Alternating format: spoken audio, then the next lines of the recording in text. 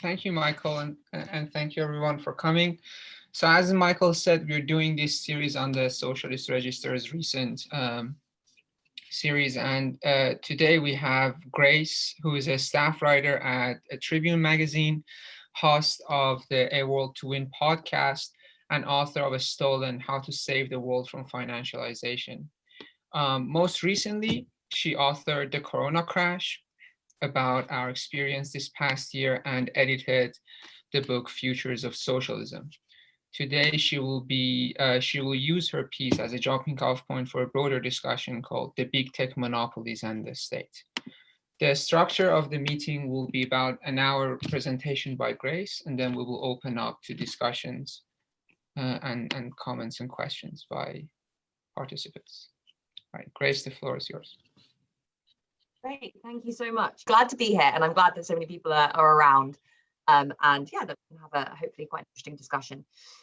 So I guess I'll talk to you a little bit about the context for this essay and why Leo asked me to write it. Because the last time I spoke about this essay was at the launch event for this year's Socialist Register. And Leo Panich, who'd asked me to write this essay, was in the audience, the virtual audience, from his hospital bed. And he, spoke to us very briefly at the end, and that was the last time actually that I heard his voice, really. So this, for so many reasons, really does mean a great deal to me. Both because, Leo was a real mentor figure to me. He was a friend, and being asked to write this piece for the Socialist Register with its kind of illustrious history was such an honor.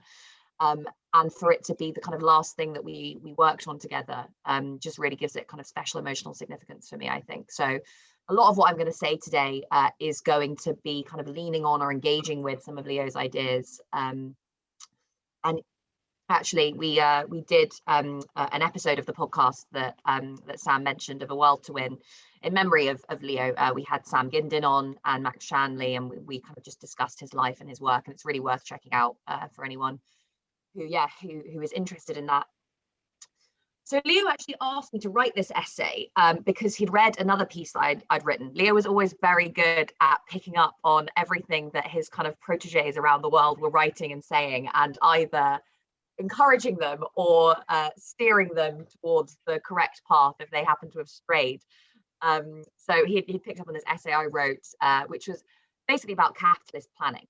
And this was actually a thread that I had started to really think about, I think at the kind of beginning of last year, before the pandemic, when I was thinking about the kind of changing nature of conservative hegemony in the UK, and indeed the kind of wider, what you might call a transformation or shift in neoliberal hegemony around the world as well.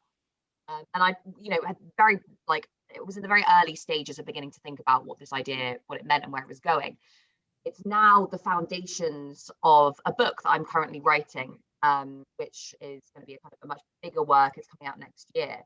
And, a big part of why I was able to kind of think much more kind of coherently about that thread was because Leo asked me to write this essay, and we had a bit of a back and forth as to what was said and how I was going to frame and conceptualize the argument.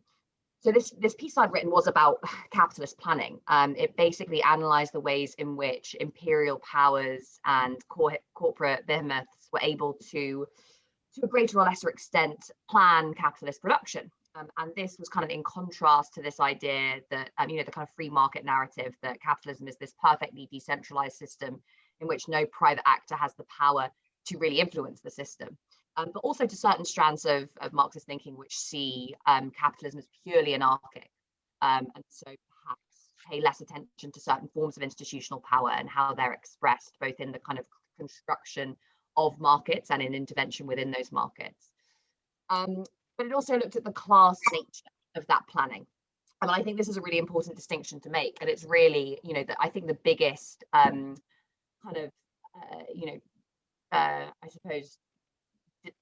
discussion point around which the book kind of orients itself is this idea of the kind of entrepreneurial state, right? And this idea that, so there's lots of problems with capitalism, there's monopoly power, there's perhaps insufficient demand, all of these sorts of issues. But if progressive liberals can just kind of take hold of the state, which is this kind of neutral entity, and use it to fix capitalism by creating these kind of missions that can orient state policy through various different forms of industrial strategy, that is going to generate particularly progressive outcomes. And I think what's really interesting, and this is obviously something that Leo would have pushed back against very, very hard, is the way in which we're seeing people like Mariana Mazzucato work with the Conservative government in the UK to do their own version of an industrial strategy. And I'm going to come back later to why I think that is perhaps not going to end up in fulfilling many of the wishes that perhaps the progressive economists involved in that project would like it to. So the thesis I was kind of then, and I'm still working out, was that capitalism isn't this perfectly decentralized system in which isolated producers respond automatically to price signals, and each of whom has no real power over the production process. So this is a kind of in contrast to the Smithian vision of capitalism. And instead, there are some institutions that are large enough and powerful enough to influence outcomes in an otherwise anarchic market system. And they do so in ways that reinforce and reproduce existing class relations. And I think the kind of an interesting kicking off point perhaps for this is to contrast the mythology that we have for free market capitalism that emerges in a book like Smith's The Wealth of Nations, in which we have this idea of the invisible hand as this incredible almost kind of emergent phenomenon that kind of comes out of the decentralized interactions of all these different entities within the capitalist economy, and that obviously in the Smithian vision, if there aren't any exogenous shocks or external influences, ends up creating this perfectly harmonious society in which kind of everyone's interests are met through engagement with the market mechanism.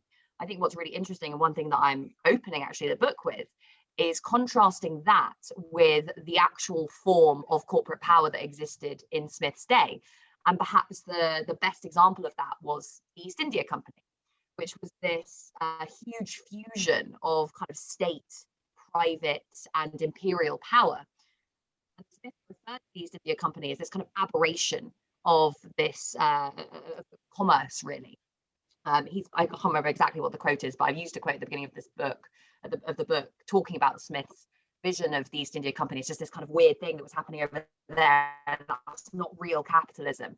And this is a motif that we'll find coming up again and again and again. And it's something that I often find when I'm talking to right wingers, is that you'll mention monopoly power, you'll mention kind of state aid to big business, you mention kind of imperialism, and they'll come back and say, well, that's not real capitalism. Real capitalism is the pure free market decentralized system in which everyone gets what their needs met from this this otherwise kind of disorganized process out of which order emerges. And yeah, I mean, I think that shows the real power of this ideology, and it's an ideology actually which I think was brought back and really reinforced under neoliberalism, because neoliberalism was in many ways the kind of revitalization of this Smithian vision, which was to say, the best route to maximizing human welfare is to, allow the market to deal with everything. And if markets don't exist, then we'll create markets. Obviously, the kind of new element of this was the use of state power to push that kind of vision. So, if market doesn't exist, then we'll use the state to create it. But it was very much the idea that, the market mechanism was this natural thing that, if it was left to its own devices, would bring kind of, all these wonderful things, maximize utility, bring social harmony, etc. And the ideology that suffuses that is this same thing. It's that, capitalism is the same as free markets, right? And I think that's the big point that I'm kind of breaking with. Well, it's the big thing I'm kind of interrogating, because lots of people have pointed this out before. I'm kind of trying to do this in a more popular register, saying that capitalism is not the same thing as free markets. And in fact, a lot of the time, it is, well, I mean, as I'm going to argue, in Marx's vision, the centralization of capitalism is something that proceeds with its development. So, markets naturally become less free as time goes on. And we all are probably familiar with Marx's arguments on this. First is the kind of standard economies of scale argument, which basically says it becomes easier and more efficient and more profitable to produce at a larger scale. The second one which I think is really important because it brings in arguments about financialization that I'd made in a previous book, is that as the kind of the organic composition of capital falls, you need a bigger pot of capital to acquire the assets that you're going to need to engage in any form of production, because the costs of starting an enterprise in a very industrialized economy are going to be much higher. And that means that you're going to end up having closer relationships with financial institutions. And it means that centralization, which again is different to the kind of neoclassical concept of market concentration, because it has a kind of political component as well. So that centralization in which the kind of central and most important institutions within the capitalist system come to kind of dominate much larger swathes of that system, but also have much closer relationships with each other. That proceeds with the development of capitalism because, again, of these closer linkages that come to exist between businesses and financial institutions. And that was something that obviously Helferding analysed. Sometimes he got a lot of stuff wrong, but his very long and sometimes very boring book on that is also a useful reference point when we're talking about that relationship. And then, of course, Marx goes on to talk about he does less so, but he does a little bit talk about how that ultimately ends up bringing in the state. And this, I think, is the most controversial and difficult part of the book, and probably and of the essay, and obviously it's in the title, probably the bit I want to talk most about today. And it was obviously much closer to Leo's interests as well, is how state power actually materially and also ideologically reinforces this process of centralization in a way that kind of promotes the interests of particular classes and indeed particular institutions. The other point I want to make, and I have to make this very clear at the start, is that it's very easy to go down the route of a kind of Kautskyite vision of perfect capitalist planning in which all the kind of contradictions of capitalism cease to exist because you get such a concentration of power at the very top that ultimately these guys are able to basically control everything that goes on in the system. I think that's, again, it's wrong. Capitalism is always has an element of competition. There always has to be multiple capitals. They have to be competing with each other in one way or another. So I think it's important to make sure that we are focusing on basically the dialectic that exists between capitalism and anarchy. And ultimately the end point is that the centralization of capitalism ultimately ends up creating more shocks, more crises, and exacerbating anarchy within the capitalist world system, even as centralization is often a response to crisis, whether you're thinking about mergers and acquisitions activity that takes place in the midst of a crisis, or state bailouts, or various other things, actually a lot of which we've seen during the pandemic. Crises lead to centralization, but centralization also leads to crises. So kind of looking at this relationship and how it changes over time is, I think, important, without ever necessarily saying, oh, we're in this new era where one of these features has become more important than the other. Because I think as soon as you start saying, oh, well, capitalism has descended into anarchy, you start getting states planning things in the interest of capital. And then as soon as you say, oh, well, we've got planned capitalism, you end up in a crisis, which demonstrates that actually no one individual has control over the whole system. So it's important to bear in mind this constant tension. And yeah, I mean, I'm personally, that's kind of the theoretical part of this that I'm most interested in. And it kind of irks some people who are used to just talking about the pure anarchy of capitalism, in contrast to the kind of rational form of socialism. But I think it is important to recognize actually that we are in an age in which, there are institutions that have the power to be able to influence not just what happens within the market, but actually the very nature of market structures. So, the actual rules of the game. And that can, for not forever, but for brief periods of time, generate levels of stability that largely work in the interests of one particular class, even if ultimately they kind of exacerbate these contradictions much more over the longer term.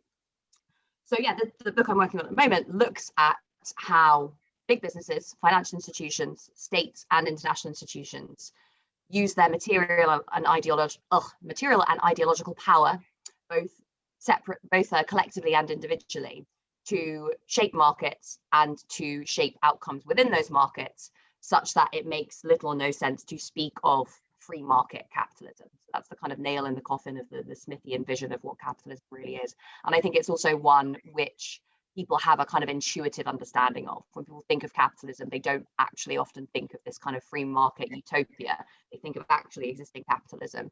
And often, their intuitions end up, because there is no narrative to sort that understanding of like the way in which class power is exercised in the state, in big business, becomes this kind of conspiratorial vision.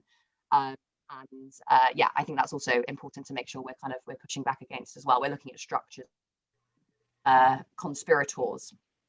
So in writing this essay on the big tech monopolies in the state, I was looking at how these trends were being reflected in two particular sites and in the relationship between them. The big tech companies, as many people, liberals and socialists are fond of pointing out, have huge amounts of structural power in the modern economy. Whether you're looking at that in kind of purely, economistic terms, which is looking at kind of market share, many of these companies are either actively monopolies or they're oligopolies in which, they're operating in worlds with very little competition. But they also have power that extends beyond a kind of narrow understanding of market power. They often have a huge amount of power over our data that maybe is produced by us. They have a huge amount of power over employment, particularly in certain parts of the world. So, for example, Amazon warehouses are, and I know that Sam's going to an event in which you're organising Amazon workers, but I know that in certain parts of the UK, for example, Amazon warehouses employ often, 50% of the active labour force, and that kind of monopsony power in the labour market is, perhaps not one of the big ticket items when we think about the power of big tech, but it's perhaps one of the most important. Because we're talking about a huge section of employment, particularly in the global north, but also in the global south, just lower down the value chain in other kinds of activities. We can also think about their influence over state policy, whether that is, their capacity to move their capital around the world fairly freely, sometimes with the aim of avoiding or evading taxation, their power to kind of influence policy in, various different ways, whether talking about kind of intellectual property, employment rights. I mean, we've seen this in the US most recently, and actually the opposite happening in the UK with a court ruling saying Uber workers are going to have to be treated as employees. So it's going to be interesting to see how that pans out. Big tech, a huge amount of power, and often those who are kind of talking about this power, people like Elizabeth Warren, actually, increasingly a lot of people in the Biden administration, think that state power provides a solution to this. A big part of the argument in that essay was that this is a kind of naive way to view the relationship between the big tech monopolies and the state, because it's kind of naive about the class foundations of state power and the kind of structural links between these sets of institutions. In looking at these relationships, I draw on a lot of work that you guys will all be familiar with. So, Gramsci, Palansas, Miliband. I always thought that Leo seemed to think that Palansas and Miliband were never actually as far away as everyone else seemed to suggest. And I kind of, while I'm not going in depth into those debates, have some sympathies for that view as well, especially for my purposes.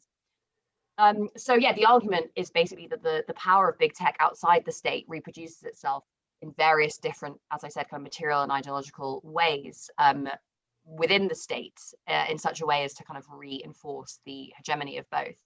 Now, this is sometimes an active thing, so it's sometimes active lobbying. You see this a lot with, Amazon, again, is a great example of being able to kind of set up, basically kind of bribe, particularly municipal and state administrations to say, we're going to put this warehouse in here, what kind of tax breaks are you going to give us? And this was obviously a big thing in New York as well. But it's also, I think, more often the result of structural power. And this is where it becomes a little bit more complicated. And the example I talk about a lot in the essay is quantitative easing. Now, we know that quantitative easing through, I don't have to, I'm sure, re-explain it here, but quantitative easing, mass asset purchases by central banks, which have taken place on and off since the financial crisis, mainly by the big four central banks, have dramatically driven up asset prices. And they've both driven up asset prices and prevented asset prices from falling in the wake of crises, both after 2008 and during this crisis that we're seeing at the moment. And we've seen that most obviously in US stock markets. And what we saw during the pandemic was that the big tech monopolies became, as I started the essay by saying, a fifth of the value of the entire S&P 500. That is a truly staggering level of market concentration, one that we really haven't seen since like the days of Standard Oil, basically, if perhaps even more significant than then. So the issue that we have here is because of that, the structural role of big tech in the global economy. When the Fed sets out to raise asset prices, people like Jeff Bezos make billions and billions of dollars because the Fed is saying we're setting a floor underneath the amount that asset prices can fall.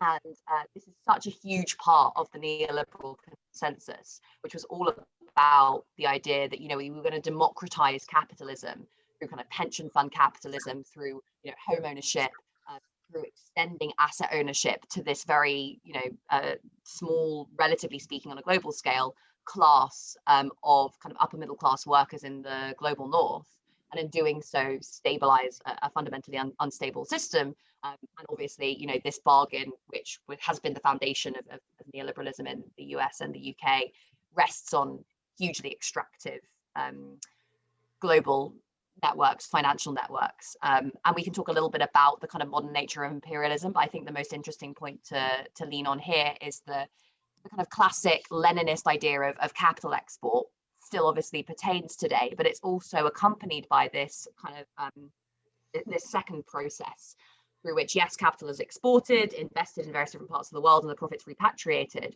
but also any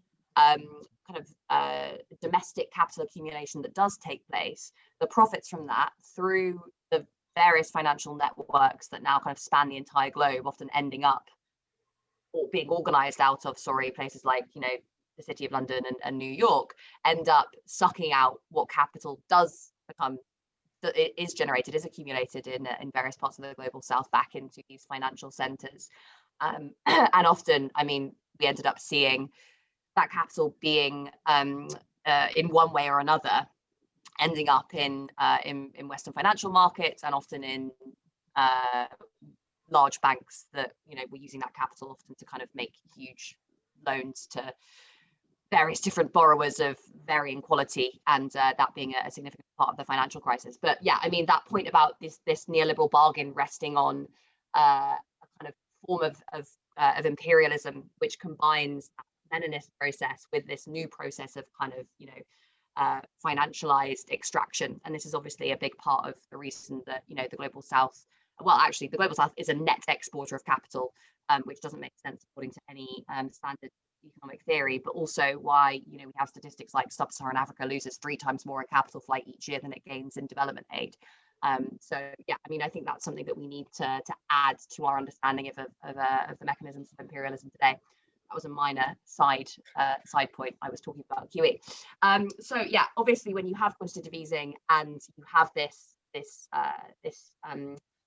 bargain through which you are sustaining the legitimacy of neoliberalism by trying to create this class of mini capitalists who own shares, the structural power of those companies, particularly the big companies, becomes really, really significant. And we're not just talking about, we are talking about the direct economic power of these companies. They are big employers. They are, they don't contribute that much in tax, but a bit maybe.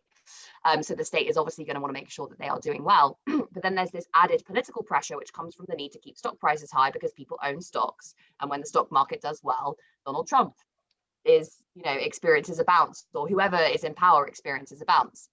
So this kind of relates to that structural power of these institutions within the economy, which means that even if there was let's say a kind of renewed trust busting effort, as long as we have extremely loose monetary policy, interest rates that are so low, and the Fed just like spewing out money left, right, and center, the stock price of Amazon is going to go up. People are going to flood into Amazon shares, and these big tech companies are going to be able to borrow at rock bottom rates in order to buy up smaller competitors, in order to merge with and acquire other corporations. They're also going to be able to carry on doing what they've been doing recently, which has been borrowing very, very cheaply from banks, often from other financial institutions. And then rather than using that capital to invest, buying up the bonds or financial assets in bonds of other corporations, say. So effectively acting like banks, using their structural power within the international economy, which means they're able to borrow very, very cheaply because they're seen as kind of safe, and then lending that money effectively through financial markets out to other institutions. So this is a kind of example of how structural power of these institutions is means that their interests effectively become embedded within the state. And you can explore this in a lot of other ways. I don't know how much, I feel like I've probably spoken for too long already, but you can explore this in lots of other ways. I mean, one of the ways in which I think I didn't actually mention in the piece was thinking about narratives on things like kind of digitalization and automation. Now, digitalization, automation, like tech savviness, STEM skills, etc., digital skills are seen as the kind of hallmark of a modern successful economy. So they're actively encouraged by the state. I've just seen Sam saying he has to go. Thanks very much, Sam. And solidarity, good luck with your organizing. Hope it goes well. So yeah, these narratives around kind of digitalization and automation, they are really actively encouraged by the state. And more often than not, this ends up in one way or another benefiting the interests of the big tech companies. One interesting recent example, I think, is the British government at the beginning of the pandemic needed someone, because obviously they couldn't do it themselves because they've systematically stripped out state capacity to do anything, needed to hire someone to create this app, which was going to be the kind of test and trace app for the UK. So you would scan this barcode wherever you went around the country, and that would then show, whoever, where you've been, so that you could be alerted if you'd been exposed to coronavirus. And who did the government get to develop this app? McKinsey, in collaboration with some other tech institutions. And it slowly emerged that the deal was that McKinsey would do this very cheap in exchange for access to all of that data.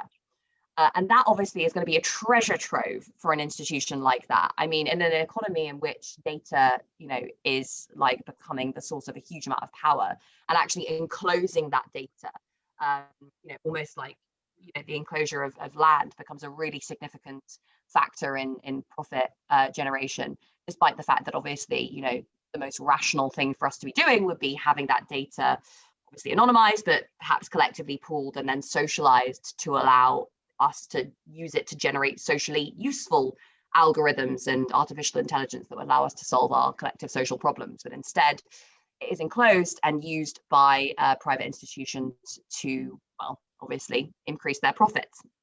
So yeah, this kind of all these narratives around digitalization end up meaning that you have, digitalization pushed in the state because there's this really powerful ideology around what that's going to do. And often the benefits of that end up accruing to private companies, often the big tech companies. I think another really interesting part of this I, again, have yet to explore. Gramsci obviously talks a lot about these kind of links between state and private power. And I think one of the most interesting parts of the Prison Notebooks is the essay on Americanism and Fordism. And there's a lot of really, really great stuff in that essay. But one of the most interesting things that he talks about, which was really, he was very quick to realize what was going on, is this idea that in the Fordist era, it became necessary to construct a particular kind of citizen. And this is why he spends such a long time talking about kind of allegedly quite weird stuff like, prohibition and like men sleeping around and all that sort of stuff. And he's kind of tying the puritanical, ethic of the Ford Company and what ultimately became the separate institution that Ford set up to kind of manage its workers' behavior, which was kind of pushing all these kind of allegedly Christian-based narratives around you come to work on time, you don't drink, you don't sleep around, you are responsible, and in exchange you'll get the $5 day. And obviously the context in which this is happening is Ford is introducing these new mass production techniques, and the rate of turnover and of people not coming into work was absolutely huge. when Ford started trying to introduce these new production techniques, because the work was so much harder and so much more intense, and also so much more alienating than it was in many other places. So, in order to continue production, and obviously when you have a much more specialized and divided production process, then you need to rely on everyone turning up on time and being there, because if one part of the broad machine breaks down, then you can't produce anything. So this ideology around come to work on time, don't drink, don't sleep around, was really important, and it was obviously ultimately combined with the $5 a day, and gives us this whole idea of Fordism, which has a certain amount of analytical value, but is particularly interesting when you're actually thinking about what happened with the Ford Motor Company in America at this particular point in time. And that's obviously what Gramsci was writing about. He says they're trying to produce this particular kind of worker. And he talks a little bit about the state's role as well in trying to produce that particular kind of worker, because he realized that at some point it would become the responsibility of the state to take over from the Ford company itself as these production techniques became generalized, in order to produce the kind of worker that would be required for capital accumulation in this particular era. Now, this is also, I think, a really interesting thing to think about when we're talking about kind of the modern synergies, for lack of a better word, between state and corporate power, and particularly when we're thinking about big tech, because we have this kind of construction of like the digital citizen and smart cities. And the types of people that are going to work well in these kinds of environments, and you see this going into kind of all this ideology being reproduced in all sorts of different institutions. So most particularly in the education system, for example, where you have this massive focus on digital skills, you have these kind of social enterprises being set up to teach kids how to code, and this being seen now as like a really central and important part of the curriculum. Obviously, it's about creating particular kind of citizen. And again, I think a lot of the kind of the literature on like the post-Fordist company, which is this kind of networked organization that doesn't really rely on top-down power. It's all kind of like everyone comes to work and works 12 hours a day because that's what they want to do, right? This is, again, a really important part of reproducing that kind of citizen, which is all about flexibility, right? So yeah, I mean, that is, again, I think something that, I mean, it's an avenue I think needs much more exploring when we're talking about the kind of links between these two institutions. So I think moving forward, as well as seeing these dynamics play out domestically, we're also increasingly going to see them play out internationally. And Huawei and TikTok are perhaps the most recent examples of the kind of imperial dimension of this domestic state big tech dynamic. So obviously, there is a wider conflict going on here about which corporations are going to be governing the digital infrastructure that exists in, for the next several decades, and who's going to get ownership of the data and how sharing of that data is going to be managed, and all these different sorts of things. And Huawei and TikTok were perhaps only the most recent and best known examples. This also is going to play out in terms of the use, and I think, again, coming back to this argument about competition policy, for example, this being seen as the big thing that's going to help states to kind of take on the power of big tech. What's interesting is this, again, becomes a tool in service of domestic capital accumulation by your firms. So, a lot of ink has been spilled about how EU competition policy has predominantly targeted US firms. And the US sees this as desperately unfair and thinks that if there's going to be any, it was a big part of negotiations around any trade deal was that they were going to have to loosen up a little bit on their use of competition law against big tech. But this is something that we're going to be seeing, I think, much, much more in the years to come. We were already seeing it a little bit in the UK. So there was this digital services tax that a previous Conservative government actually came up with, which was basically to say big tech companies are shifting their profits. So how are we going to tax them? Let's tax them based on revenues or employment domestically, which is actually, potentially a good idea if everyone did it together. The issue was that this was clearly, it was like a power move, basically, as the Conservatives knew that they were going into a negotiation with the US.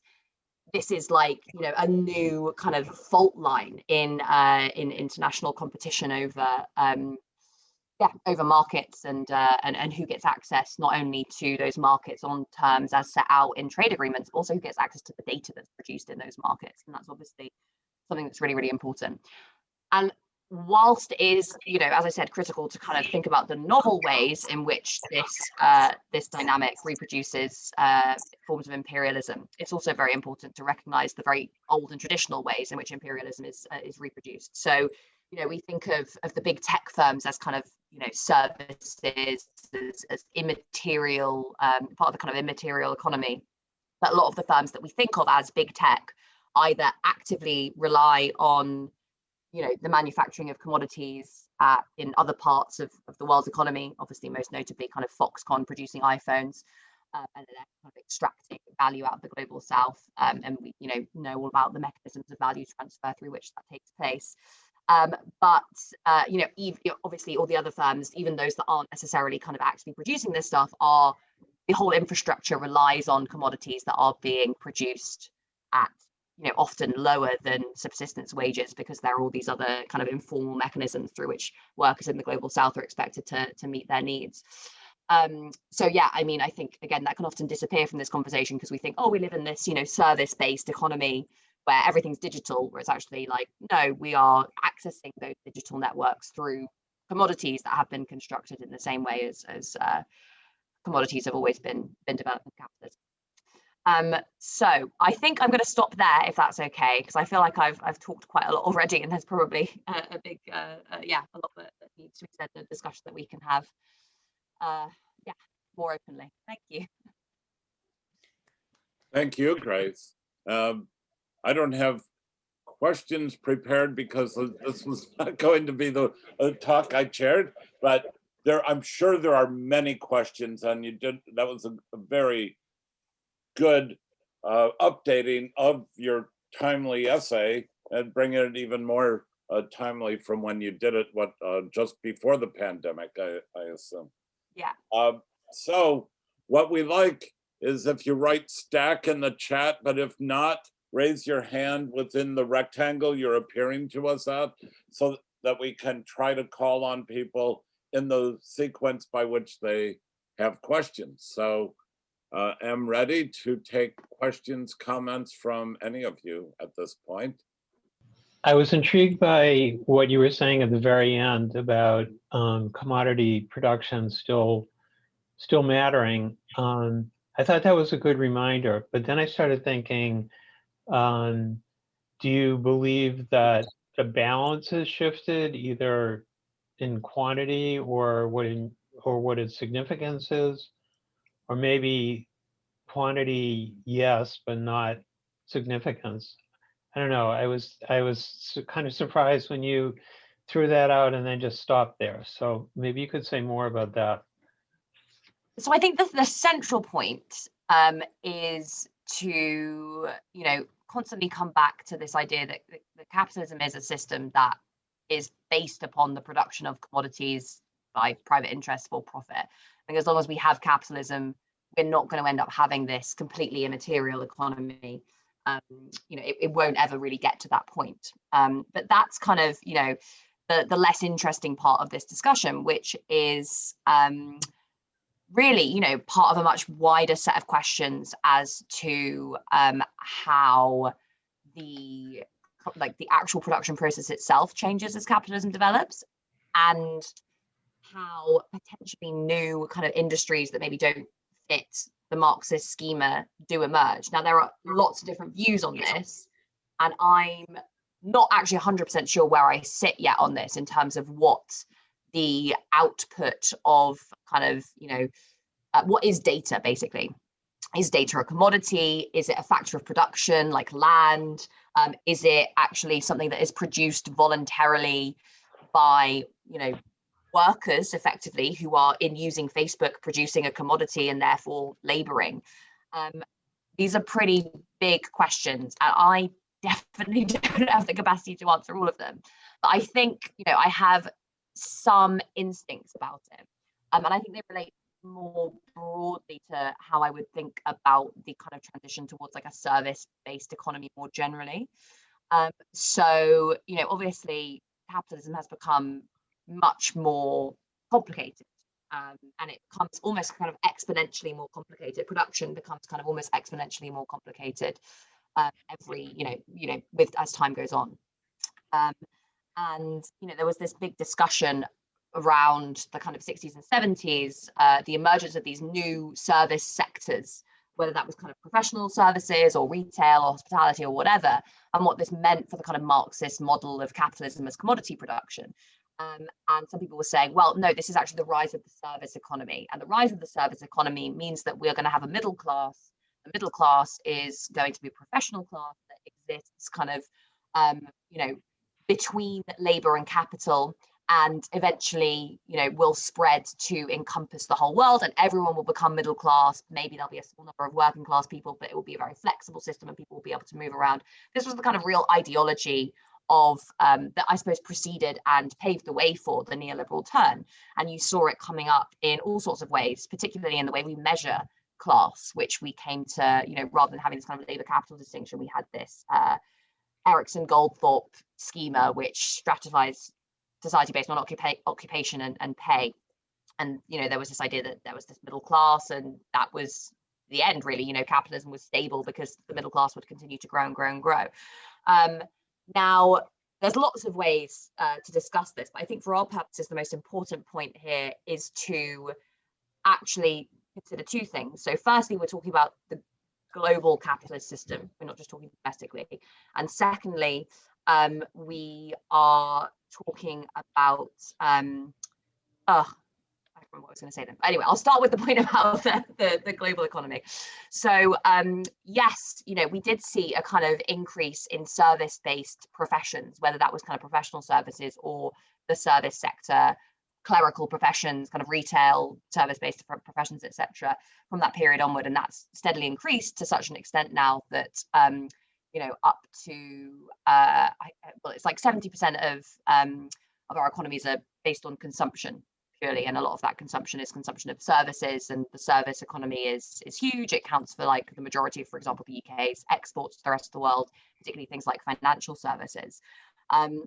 So it was easy to kind of fall for this line that meant we weren't producing commodities anymore, we were just producing services, and that's the kind of the nature of the economy that we have today. And the digital services thing is an extension of that. But actually, what we saw, and this was the second point, was just that capitalism had become more global and also much more complex. And a capitalist system that had become much more complex was one that required a huge amount more management. And Marx actually talks about the role of the manager, various different kinds of managers. So whether that's the kind of accountant, the manager on the shop floor, anyone who's involved in this process of kind of managing the production process has a role in the Marxist schema, even in Capital Volume 1, the kind of overseers of the production process. And these people kind of basically are capital's apparatchiks, right? They are recruited from labor, but they operate and they work on behalf of capital. And what we saw really, in my opinion, from the kind of 60s onwards, was that capital had become more globalized, it had become much more complicated. And so that managerial layer became bigger because these processes were much more complicated. And it was all centered in the global north. So that appearance of the shift from commodity production to services production was actually just the globalization of commodities production and the centralization of that management role in wealthy economies, which created this buffer in otherwise quite kind of class conscious societies between labor and capital, and therefore served a political purpose as well, which was to kind of undermine that distinction. And then we come down to the question as to whether or not that labor counts as productive or unproductive, and the class identification of these individuals. And again, that's kind of, I could talk for a very long time about that as well, but it would be slightly off topic. I think there's, a good reason for arguing both, and ultimately it often comes down to the margins, so as to whether or not particular roles are productive or unproductive, and as to how these individuals are going to identify in terms of their class position.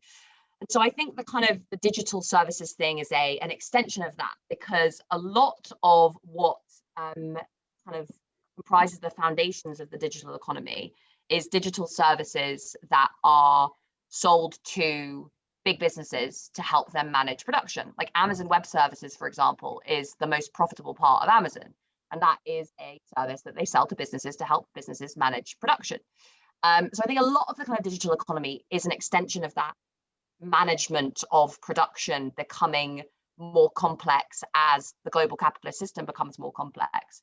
The thing that is actually difficult to think about in these terms is the kind of Facebooks and the Twitters, and to an extent the Googles. I mean, Google is that the thing because this data is produced and then it's sold to advertisers. But like, what is this thing that is being produced that is of value to these firms? What is this data stuff that is largely just coming from the interactions of people online?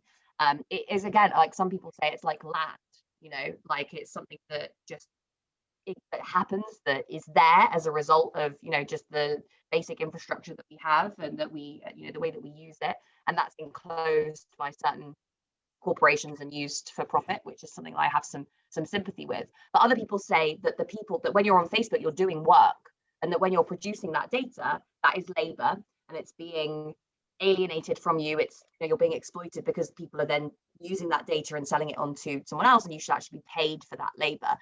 I don't 100% have the answer to that question. I am not steeped enough in the literature about the digital economy to be able to answer it. But it is, I mean, it's a question. It's something that's definitely worth thinking about much more systematically. I'm sorry I don't have a better concrete answer for you. Steve in chat said he could do a follow-up, and I think it makes sense considering how complex that kind of question is, and it hasn't been resolved, to let Steve do his follow-up so that we don't lose track of the discussion. So Steve, go ahead. You spoke to some of this, but I just want to tease out of it, in capital and you know, the 19th century analysis, there were services.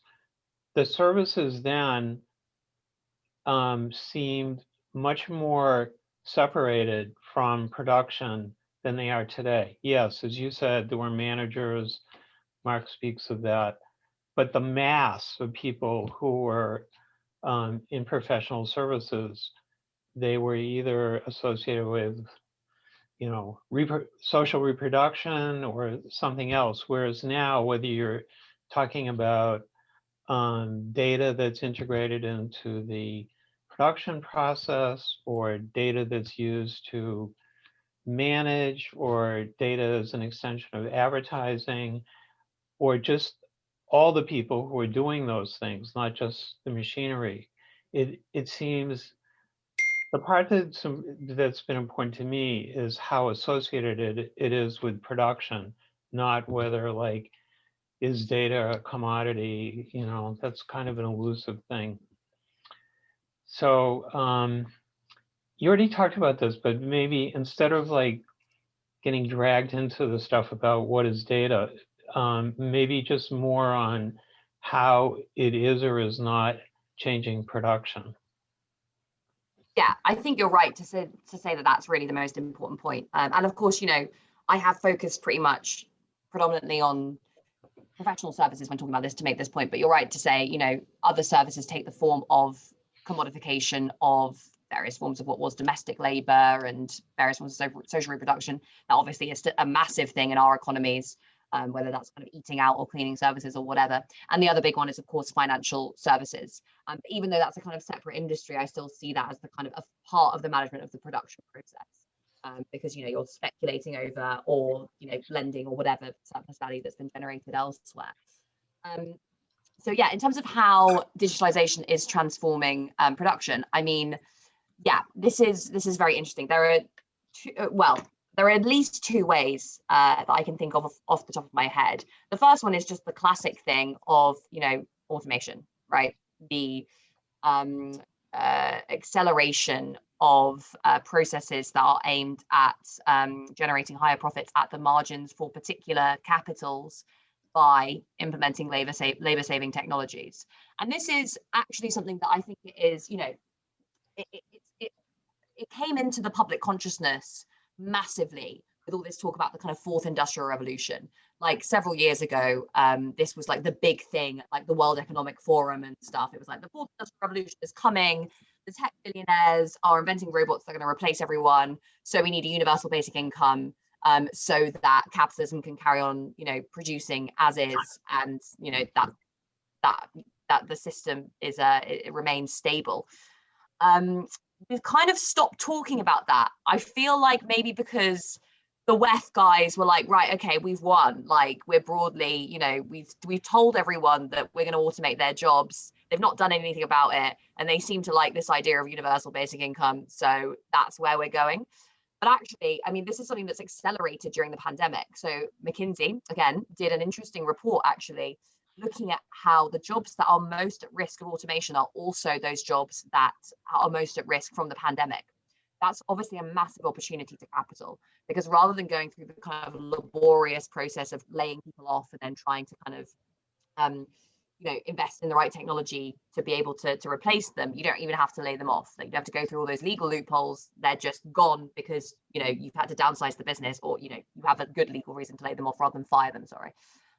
So they can get rid of a load of workers and then think about, during this time, ways in which they can automate many of those jobs when we get through to the recovery. And this is something that we've seen many times throughout history, as recessions have generally, after that recession, fewer jobs are then created again, in the period afterwards. This was true of the financial crisis as well. And actually, it's interesting that the International Labour Organization has recently released some stats that suggest that the ratio of jobs to the workforce is declining. So we are not creating enough jobs for the rate at which the global population is expanding, which is, of course, exactly what would be predicted in a Marxist analysis. The one break on this is the very cheapness of labor itself. Now, at the moment, the cheapness of labor is matched by the cheapness of capital. So it's very cheap for businesses either to hire or to invest. And often businesses will decide they'd rather invest using, at very low interest rates in a labor saving technology because it's going to save them more money over the long term. But sometimes in certain industries, there is this recognition that actually you could just carry on paying workers very low wages rather than even bothering to automate. And we've seen that in certain sectors, particularly kind of service sectors, where the technology is perhaps more is less developed. People just saying, well, we're not going to bother replacing this labor, we're just going to carry on hiring it very cheaply. So those dynamics are somewhat in tension, but I think broadly speaking, the push towards greater levels of automation is going to continue. It will continue as technology moves forward, and as it moves forward in the very particular way that it does under capitalism. Marx obviously talks about this: when science becomes a business, it is all oriented towards profit maximization. But the other way, which I hinted at in the first answer, that this is changing production, is that digital techniques provide tools to make management more efficient. So like cloud computing, right? Amazon Web Services is the example of this. It often provides mechanisms that facilitate communication, that support that just make your management of your business and your central office much more efficient. But there's also obviously more kind of nefarious uses for this technology, like the kind of ankle tags that are used in warehouses where people are kind of picking up things to be moved around the country. So yeah, that is potentially, I mean, it is a very significant phenomenon as well, and perhaps a kind of under researched one relative to that line of thinking around automation when we're talking about the kind of Marxist literature on this. Because if you think about previous iterations of technological change, you might call the innovations that set off kind of long waves, it wasn't just the technological innovation itself, it was the changing management practices associated with that, which led to massive increases in surplus value extraction. And yeah, I mean, we're kind of, what's been interesting actually is that so there's this idea in economics at the moment of kind of secular stagnation, which you might have heard of. So why is it that basically growth rates aren't as high as they were in the past? Why do we have to have interest rates so low just to achieve this like very mediocre rate of growth? And one school of thought says innovation slowed down, which doesn't really seem to make much sense because I don't think it has. Another school of thought is saying that the application of many of the technological innovations that we have seen to production has been slower than in the past. for a variety of different reasons.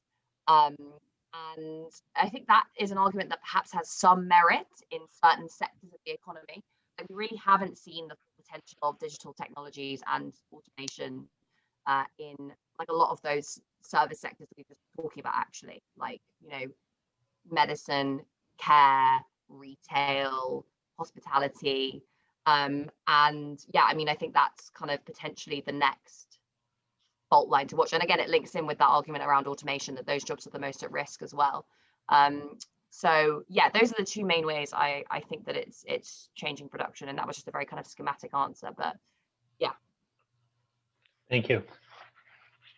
So I'm going to jump in on, because I don't see any other hands or indications. Fred, you are there. I'll let you go first. I'm leaving my question until there are no questions. Go ahead, Fred. Yeah, I was just starting to think about this. I thought Michael was going to go next. But anyway, the thing that I found most intriguing about your article, among many things, is the breakdown in the free market ideology and the way in which all the arguments about, you know, how great capitalism is because of, you know, the freeing up of markets and so on, have now sort of coming back to bite capital and the, you know, to bite capital. That it's becoming more and more difficult for capital and capitalists and capitalist politicians to justify this, you know, all the, you know, classic tenets of neoliberalism on the one hand, and at the same time, it's becoming easier and easier for us socialists to argue for things like planning and workers' control of production and public goods and so on. So I wonder if you could just, you know, maybe recapitulate what you had to say in the article and say something about how the course of the pandemic and state responses to it in the past year has just, you know, exacerbated that trend. Thanks. Absolutely. Yeah, you're right. I didn't actually talk about this that much in my initial presentation, but it is a really, really important part of this. I think, you know, we're kind of in many ways seeing the veil being torn from before the neoliberal edifice in the pandemic. Because, yeah, you know, we were told for a very long time, you can't have higher unemployment benefits, you can't have better public services because the state can't afford it. We have to leave those things up to the market mechanism. The state can't interfere too much, you know, especially not when it's to the interests of working people. And then it was really during the financial crisis when that ideology was challenged, because suddenly we saw mass intervention on a scale not seen for decades by the state in the economy, by states all over the world in their domestic and international economies as well, with the bank bailouts and all the related measures that went alongside that too. And the kind of retrenchment of neoliberal ideology that we saw after that period was a response to that veil having been torn aside. Basically, it became obvious that the state could do all the things that it said that it couldn't do. So capital had to lean so much harder on these arguments around the kind of, you know, inability of the state to intervene in the markets. And you saw this particularly strongly in the UK, where we had this massive push for austerity and just like huge sections of the state just locked off. And, you know, particularly those parts of the state that were oriented towards supporting the interests of working people. And this was all about sustaining the legitimacy of this ideology, which says you can't have nice things because the market says you can't. Now, when you just had like a massive intervention by the state to give nice things to the finance sector, people are then like, well, why can't we have nice things? So of course, the response to that has to be, oh, well, we spent all our money on the banks. And we had to do that because otherwise all of you would have lost everything. So we've done that now, but now there really is no money left. So sorry, you can't have any of the things that you need. So people kind of accepted this narrative. I mean, there was some resistance to it, and actually it formed the foundation of the Corbyn movement in the UK. But the pandemic has just shredded it, because not only have we seen intervention to support finance, we've seen mass bailouts of some of the biggest businesses in the world, combined with asset purchases and money creation by central banks on a scale that we've never seen before in history, as well as some handouts, some support for workers as well. And so, this is showing us that after having been told over and over and over again, so many times, you can't have unemployment benefits, you can't have a healthcare system, you can't have good public services because we can't afford it, is just completely and utterly false. Now, the challenge that we have today is that exactly, which is what one person's just said, our hands are reflect back into the big tech coffers, is that state power isn't neutral. So for a long time, we've had this argument, particularly in the UK, the problem is that the state isn't spending enough money. We needed to spend more money because that's going to make the economy grow and make everyone better off. And this is kind of linked to that argument around like the entrepreneurial state that I mentioned at the beginning of this. And that, ultimately, obviously, as we know, the state reflects and reinforces a particular set of class interests, as we were just talking about. So when it does spend its money, it does so in the interests largely of big capital, of various different sections of the establishment. And challenging that, it's not enough just to say, oh, we can afford it. We have to be able to actually have a movement that's going to kind of push for this change to actually happen. And now it is not a coincidence that we are seeing big crackdowns on those movements at exactly the point at which they could make the most difference. So in the UK, for example, we have some really pretty abhorrent policing laws and anti-protest laws that are coming in right now by this government because they know how vulnerable they are. It's the same in the US. You have this big surge of, for example, the Black Lives Matter protests, and then it, is clamped down on, it dissipates, and there will be presumably, much tighter resistance to that in the future, because the people in power know that now that they've lost the "we can't afford it" excuse, that if working people are able to get anywhere near the apparatus of state power, there's not going to be that kind of capitalist realist answer to be able to kind of prevent them from actually doing something quite radical. So this is the problem. This is really why states that intervene a huge amount in their economies tend to be very authoritarian, because they limit politically what can be demanded rather than trying to do it through this kind of neoliberal ideology. So, China is the best example, a very, very authoritarian state that is also, mass state ownership of the economy. And that's, that kind of idea of authoritarian state capitalism. China is obviously the kind of the ideal form of that, I think, and I don't think that anywhere else in the world can really expect to end up in the same position. But there are trends, I think, that are pushing us towards an economy in which, yes, the state ends up playing a bigger role, but we also, that role is supportive of the interests of capital, and any interests that could exist to resist that are brutally suppressed. So that is the kind of, I suppose, the terrain on which we're operating. Is one that has opportunities, but also risks. The opportunities are that, the neoliberal consensus is so weak. The risks are that ideological power may end up increasingly being replaced by just the power of brute force in some cases. So yeah, I think, this is, again, why it's really, really important to make sure that we do have these strong movements and that we are unified as a left, and not kind of saying, oh, Black Lives Matter over there, we're leaving them to do their thing, and, people organizing in Amazon warehouses, we're leaving them to do their thing. We actually have to have each other's backs, because they'll pick us off one by one if we don't. Thank you, Grace. I had a job at one time where I had to sign a non-disclosure agreement, and I'm about to break that. I don't have that job. We won't dub you in. Well, what happened is I was involved with this promotional thing for investors of one of the really big tech giants. And they had a series of projects that were going to go into big cities. And they were being either sold property incredibly cheap, or were having land just handed to them. For example, here in New York City, this large corporation has had a donation of all the old phone booths for them to have as info kiosks that everyone, and they just have this as a gift to what they're able to do. I'm leaving them unnamed. Maybe that will save me from being slaughtered in the courts in an NDA. In any case, they were taking on sectors of various cities and had these projects to make new living spheres.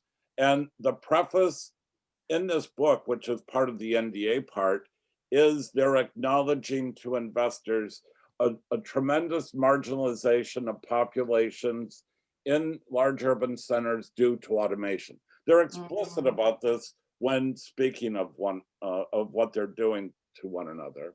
And in Toronto, they received, just like here in New York, they received a portion of the waterfront to do this development at no charge. But once the development started, they wanted much more, and the people of Toronto said no.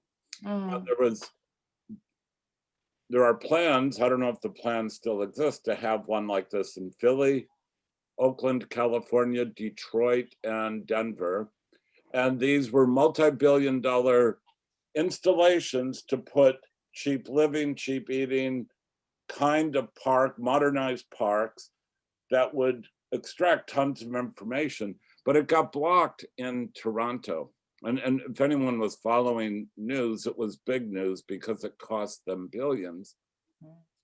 And during the time of working on this project, I had to go into their offices, which were in this new Hudson Yards. When getting there, I was assigned each day a different QR code that tracked me while I walked to offices. It would tell me, I would get in hallways, I would be told I'm going the wrong way, take a left. This kind of, there was tremendous digital control of one in there. In any case, I finished this project. During the life of it, I would be working with people and I would ask others who are still working on the project what happened. And they said, oh, they were let go. And I found out that people working for this large company were paid on an hourly basis quite a bit, but they never knew when they walked in if they had 3 hours of labor or 6 hours of labor. Now, this is land that the state has subsidized, both the city of New York, the state of New York, and probably the feds as well. And I just saw, in some ways, it reminded me of reading Kurt Vonnegut's Player Piano. I don't know if you ever read that novel. You must, everyone here, you must read this novel. It is about this period when automation, the novel begins with the class war is over, the working class is lost, they're on the other side of the river, and those that still have everything, whenever they want a service from one of those marginalized people, they just go across the river and get their car fixed or whatever, their golf cart maybe, I don't know. But this is the kind of scenario it was playing out.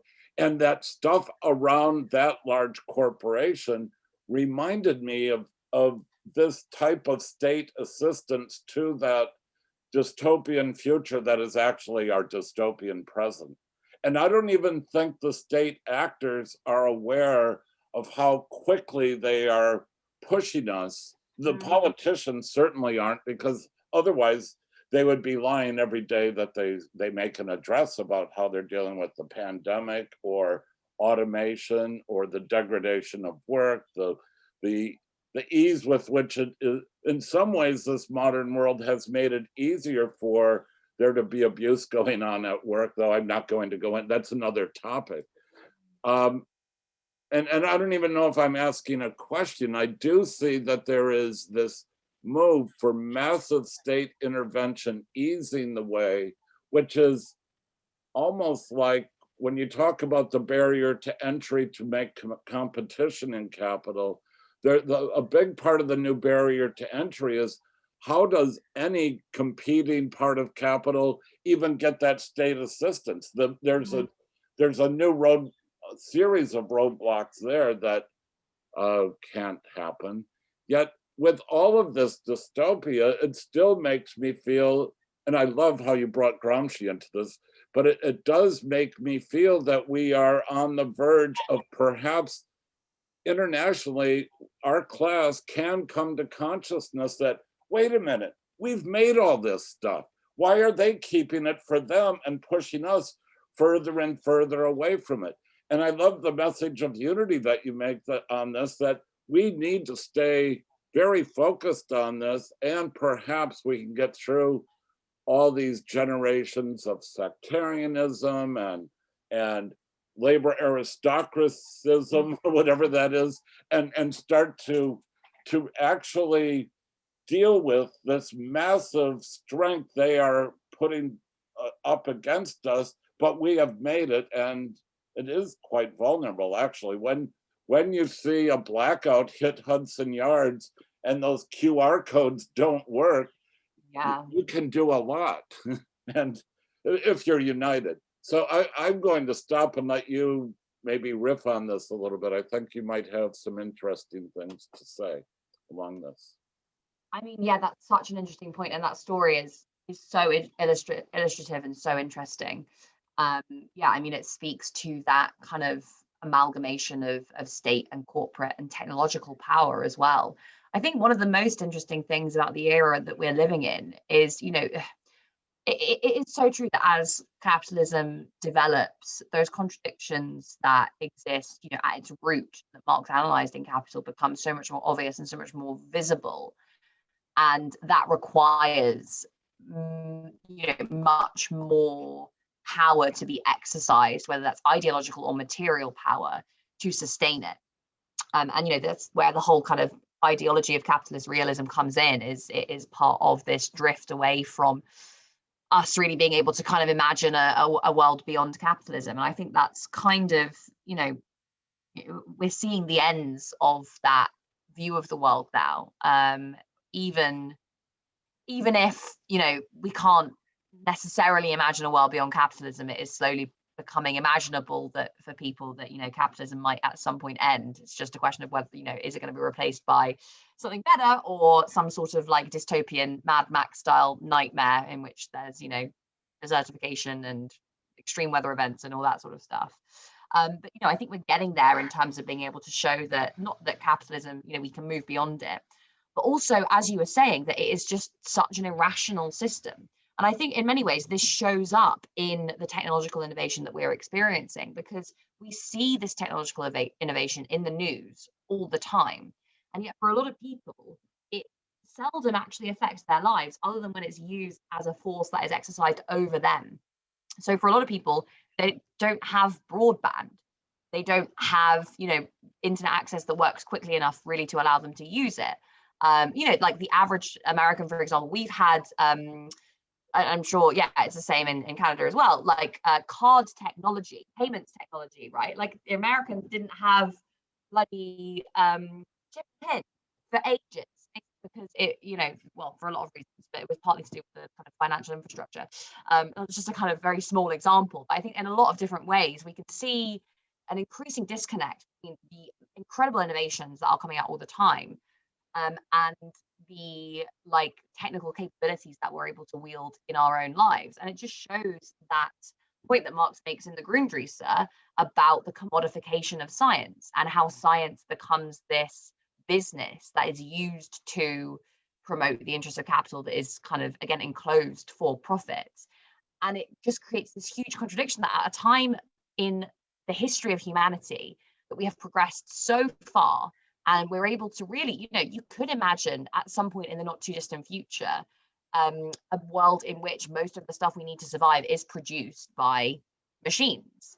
And if we're able to organize that process rationally and distribute the outcomes of that rationally, we could have a world that existed, if not beyond work altogether, then something approaching it. And yet, instead, the way we're going to end up in this kind of crazy feudal dystopia where like a small number of oligarchs control the entire production process and everyone else is on like a tiny universal basic income if you're lucky, because there's no jobs left basically. So yeah, I think, you know, as we get closer to, as the kind of as the contours of what a new world might look like become clearer, the irrationality of the system as it stands today also becomes clearer. And that presents opportunities. But again, it also does mean that we are going to see a great deal of power exercised over people who try and resist this and say, look, that new world is over there. We just need to fight for it. So, yeah, I mean, the task of socialists has never been, well, I mean, it's always urgent, but I mean, it's particularly urgent given climate breakdown. But in many ways, you know, it's so easy, I think, for the average person to see the irrationalities and the fragility of capitalism. It's just a question of transforming that into a recognition that we could have something better rather than it being the end of the world and everything's screwed, because that is an attitude that I see amongst a lot of young people. They've really internalized this climate breakdown stuff, which is important, but they basically, because they don't look around them and see anyone that's going to have an interest or a desire to change things, they're like, oh, well, we're all fucked, like we're never going to retire, the world's going to be over by then. And so it's a question of kind of transforming that recognition that the system is failing into a movement that's able to kind of shift things. So Rajiv, you are on Stack and it's your turn to ask your question. Go ahead. Great, thank you. First, Grace, thank you for the excellent talk, and I really enjoyed reading the article as well. Just a quick question on something that you brought up at the end of the article, which is if you just speak to the possibility of worker organizing in the big, you know, in a context where, you know, market power is in the hand of a few big tech firms. You touched on the Tech Workers Coalition and coordination of workers in different companies. So if you could speak to that, and also just maybe how we could think about connecting this labor organizing side to this broader project to push for democratic planning and platform cooperativism, which was talked about in some of the other articles in the issue. But if you could speak to any of that, I'd really appreciate it. Yeah, perfect. I'm going to preface this by again saying that my area of expertise is not in, so my partner actually is doing a lot of work on the practicalities of organizing. Yeah, whilst like it's something I do, it's not something that I specialize in theory. So I often just nick all of his arguments whenever I get asked a question like this. Because he's been working with this organization, Progressive International, which has been trying to link up Amazon campaigns all over the world, and had this day of action against Amazon not long ago, where there were a bunch of different unions throughout Europe, Bangladesh, India, various different parts of Asia and Latin America, and the US, and I think Canada as well. And there were strikes, there were protests, and there was a kind of network formed of Amazon workers kind of throughout the value chain, of tech workers throughout the value chain, which was something that we really hadn't seen before. And I think it's increasingly recognized that that kind of organization is really required. So we are seeing a bit more kind of cross-organizational, like horizontal organizing, like the kind of, I don't know if you guys saw, there was an Amazon and Instacart and Target workers strike in the US about a year ago now. I think I talked about that in the piece. And we've seen Deliveroo and Uber workers strike in the UK as well. So kind of that organizing between companies. But what is actually really, really important is to try and get workers talking to each other at different points in the value chain. Because as Michael mentioned, such a powerful legitimizing force within, the world capitalist system that's maintained a level of stability, even as this exploitation has kind of escalated, has been the construction very actively of this kind of labor aristocracy, which isn't necessarily a term I like that much, but it basically speaks to the kind of division that exists within labor spatially and organizationally. And as we do start to see much higher levels of market concentration, there's much more economic activity taking place within firms. At the global level, a huge amount of economic activity, of trade, of everything takes place within a single firm. As that process accelerates, it becomes so much more important to get workers organized within those firms. Now, obviously, it's very, very difficult to do that because there are different languages, there are huge distances separating workers in these different parts of the world. It's supposed to be that way. That is why they are in different parts of the world. It's so that they can't connect with each other, they can't organize. We're seeing the beginnings of this, and I think there's a really important role here for leadership of one kind or another, and for coordinating organizations who are able to facilitate conversations between these workers. Because as soon as as a kind of Amazon worker in whatever part of the country that someone else in another country or in another state or wherever is organizing strike action or is kind of protesting their conditions, you suddenly start thinking, right, okay, I'm not alone. I need to start thinking about how to do this myself as well. And there's also really critical learnings that can be shared. So whether that's kind of, legal knowledge that can be used to support protesters fight against the same company, whether it's kind of tactical, practical organizing, those sorts of things. So having organizations that can link up those workers is really important. And it speaks to, again, this challenge that we have on the left, that a lot of our organizing by necessity has been domestic. I don't think, by the way, that this means we should stop organizing domestically and start organizing internationally, whatever that means. It actually means we have to strengthen our movements, within our communities, but then make sure that we are also making the effort to work with and actively try and strengthen organizations in other parts of the world. What was actually really interesting about the strikes, the Deliveroo strikes that happened in the UK, was that a lot of the workers had come over to the UK from Brazil. And, they were looking at the conditions and they were like, why don't you guys strike? Like, this is ridiculous. Like, we would have a strike in like half a second in Brazil. And they brought that militancy over with them. So having those kinds of networks can be really important and can have, really quite significant implications. So yeah, I think organizations like Progressive International are potentially good with that. Things like the World Social Forum, where you had people coming together from all sorts of different organizations to discuss these things. I think we need to really revive that sense of internationalism that was on the left, and that really was the cornerstone of left organizing in the the darkest days of neoliberalism. Obviously, Toronto, the anti-globalization protests being a massive part of that, in which Leo was obviously intimately involved as well.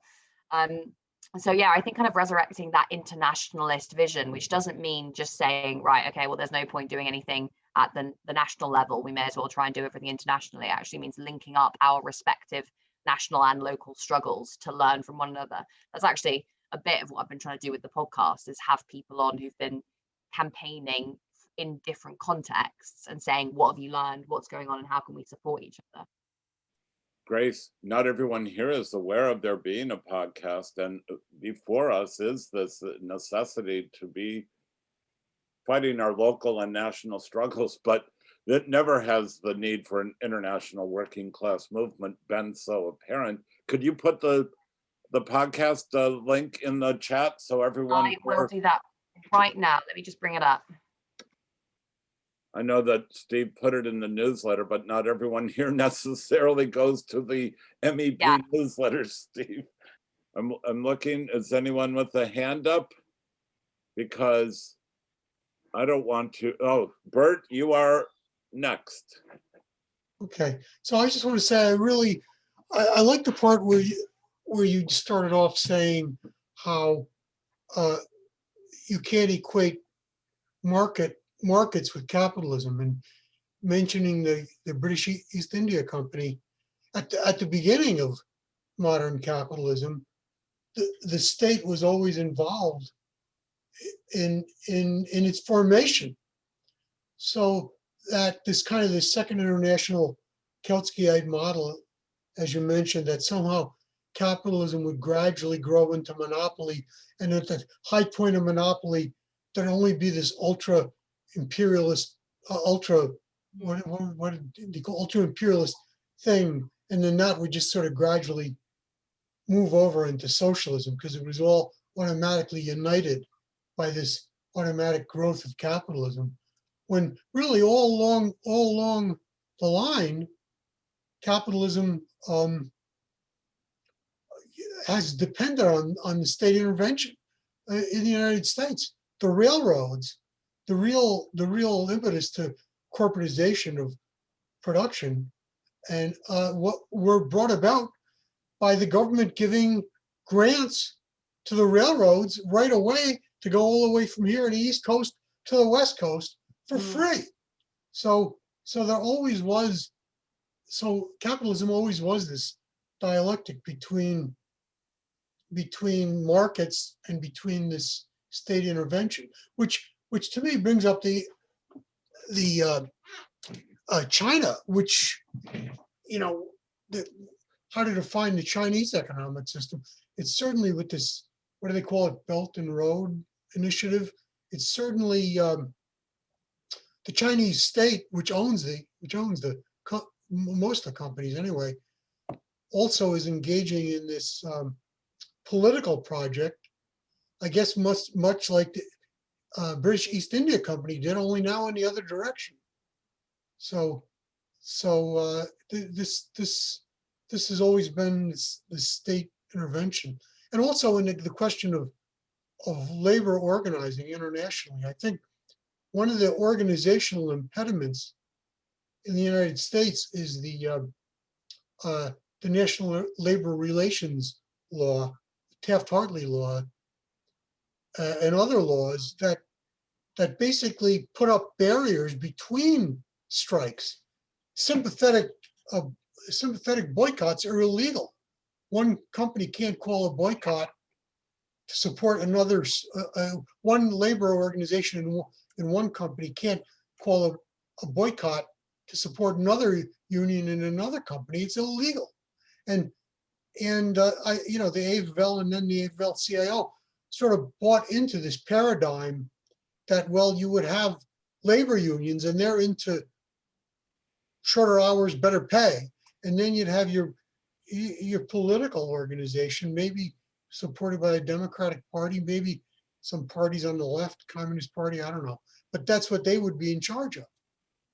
So there's that. But then I was just in another study group, in another group this morning, talking about the IWW, the Industrial Workers of the World, where they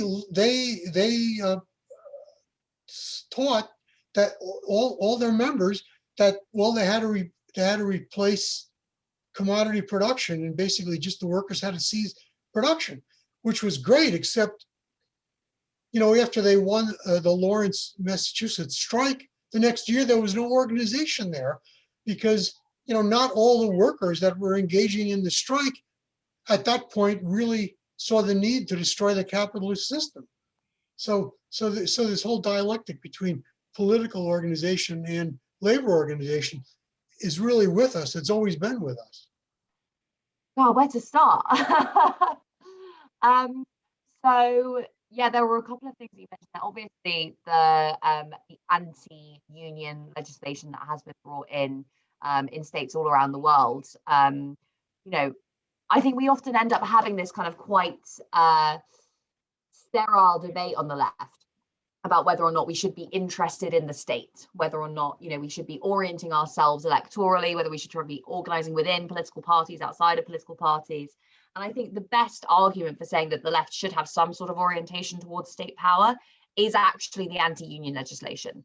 Because even if you are very kind of, pessimistic about the capacity to be able to use the state apparatus as a kind of socialist organization in government, what you can say is that, having any influence over a government of, the relative left would mean that you would be able to actually block and potentially revoke legislation that prevented people from organizing in this way. And obviously, having the kind of control over the state apparatus, which is itself deployed to prevent people from organizing, to clamp down on strike action of various different kinds, means that protesters operating under a relatively, if not completely, sympathetic government and unionists as well have a very different challenge to those organizing and operating today. Because as I was saying in that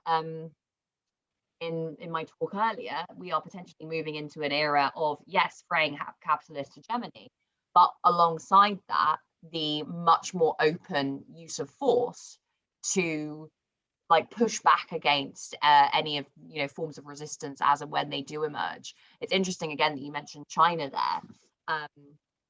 Yeah, I mean, you can see the way, China is obviously, I think for me, it seems like it's a state capitalist economy. It's not in any real sense a kind of communist or socialist economy, primarily because it is still oriented around the production of commodities and the kind of expansion of accumulation as a result of that. And you can see that reflected in its kind of imperial ambitions abroad a lot of the time, whether that is, actively attempting to kind of annex more territory, or actually the kind of biggest project which you mentioned, which is this Belt and Road project, which actually someone's just put Blakeley's article in the LRB in the chat, which I would really recommend everyone reading. I'm having her on my podcast tomorrow as well, incidentally, so that will be another one that's worth listening to. But no, the way in which basically China as a kind of developing economy is doing that process of capital export on a mass scale, and accompanied very actively by this political narrative of the Belt and Road Initiative, is really interesting. And yeah, that kind of creates all sorts of questions as to what the new kind of imperial frontiers are going to look like in the years to come. But obviously, Chinese workers are themselves in this situation where they are trying to organize against not just the companies for which they work, but against the entire state. And you see this with, Chinese labor unions.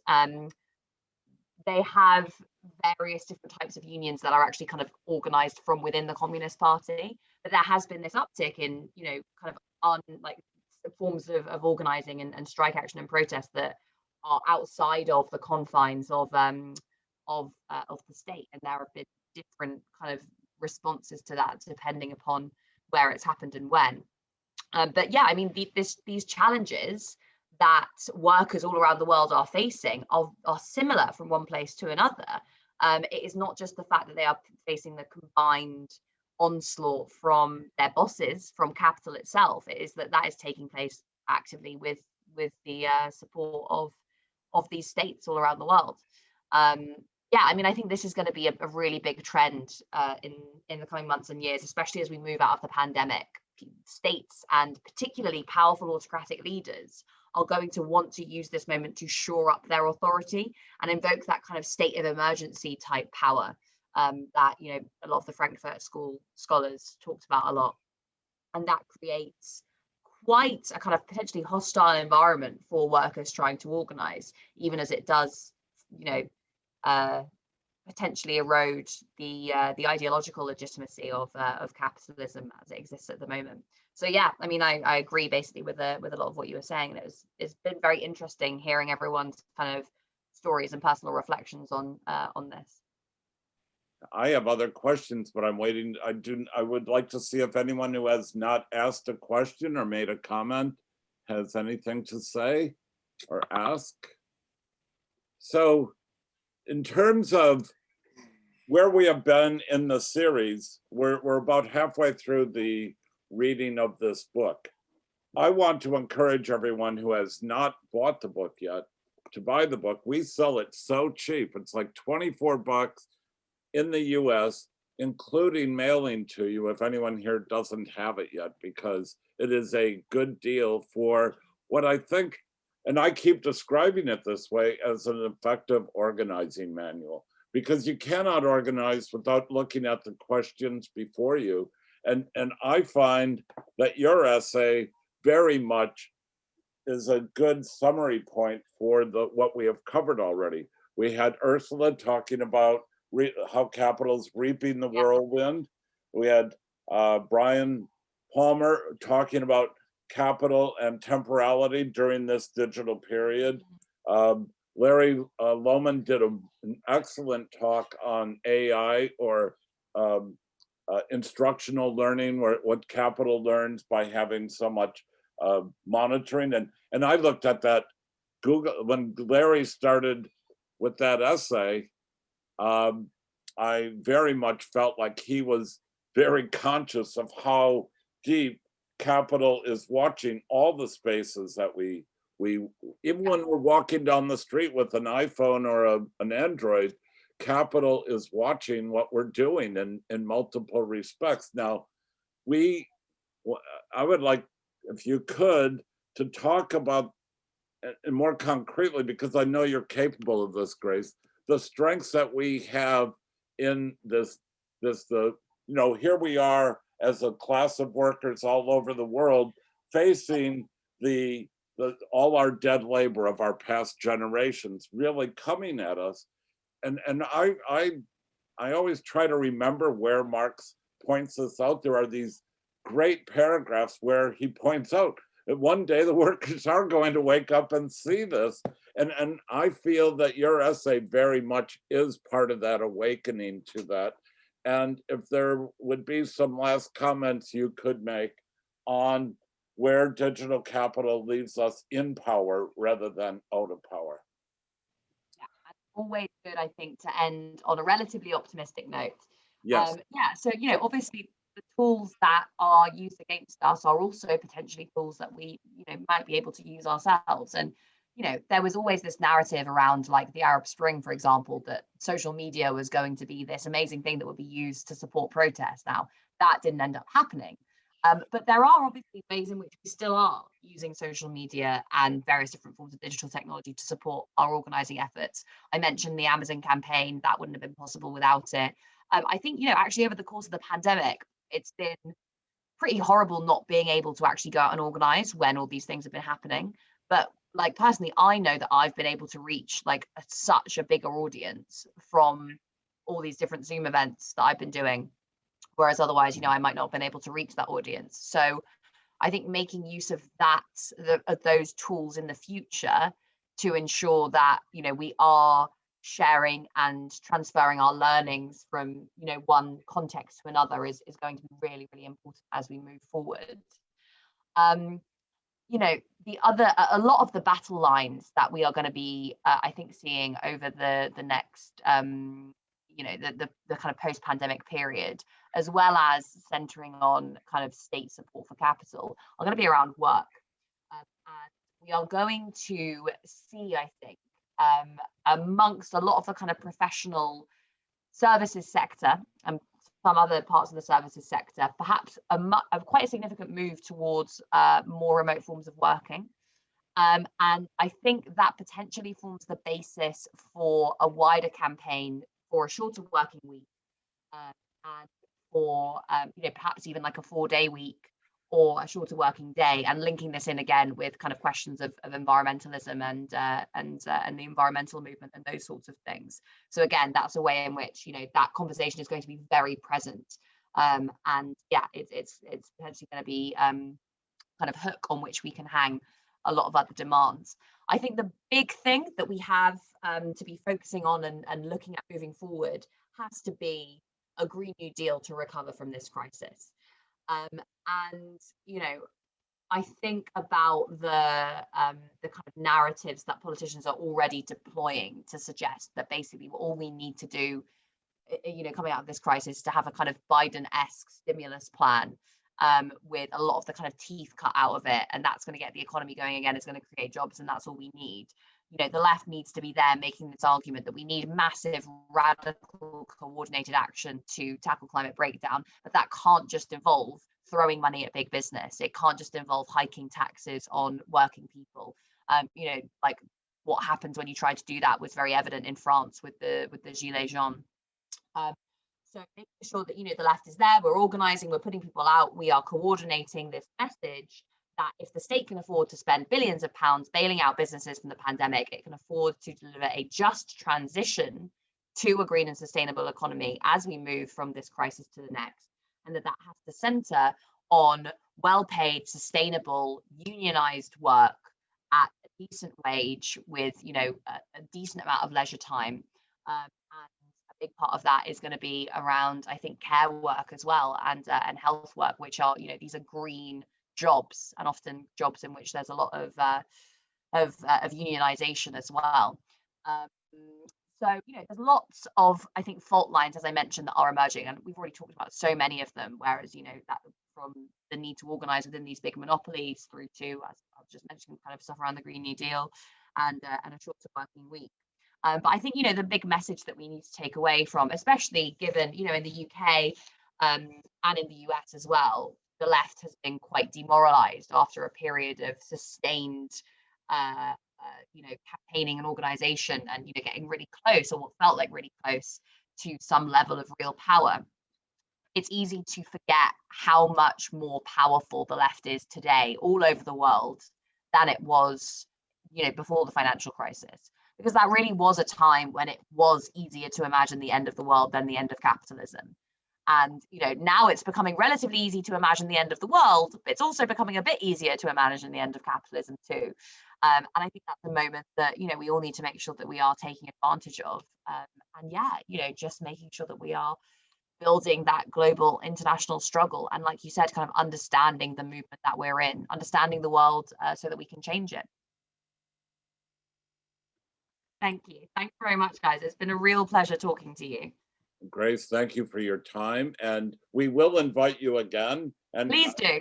But it will not be at the cusp of a time change, and I don't want to have events during that week ever again, because it's a challenge, definitely, for everybody.